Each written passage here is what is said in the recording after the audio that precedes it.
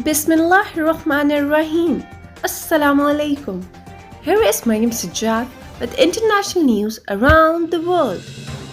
COVID-19 positivity ratio drops to 1.78% in Pakistan.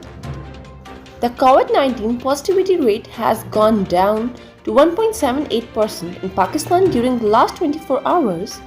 The pandemic has claimed 23 more lives in Pakistan during the last 24 hours, pushing the nationwide death toll to 22,254. US to send 2.5 million doses of Moderna vaccine to Pakistan.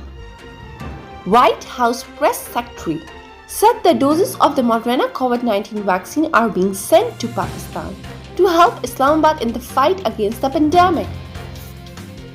World's second largest hydropower dam goes online in China. China began operating the world's second largest hydropower station on Monday in what officials hailed as a milestone towards Beijing's carbon neutrality goals.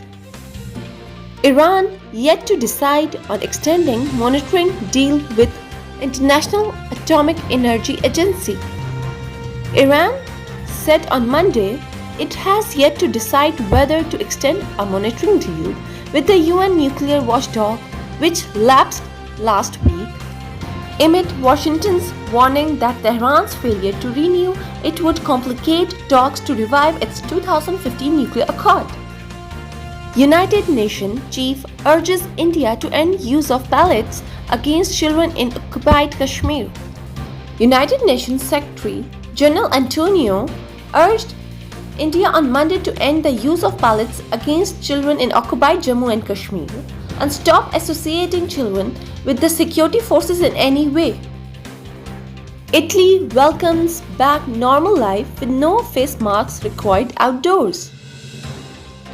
Italians were finally able to go outside without masks after the whole country became a low-risk zone for coronavirus, a milestone for the first European country to be hit by the global pandemic in February 2020.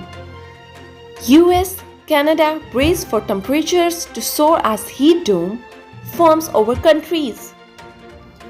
A heat dome has formed over Western Canada and the US, triggering heat wave warning as both countries brace for record-breaking temperatures this week.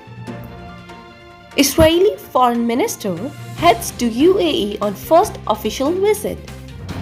Israel's foreign minister headed to the United Arab Emirates on Tuesday in the first official visit by an Israeli minister to the Gulf state since the two countries established diplomatic relations last year. This is end of today's international news. Take care of yourself. Like, share and subscribe our channel. Thank you for watching CID News Network Islamabad.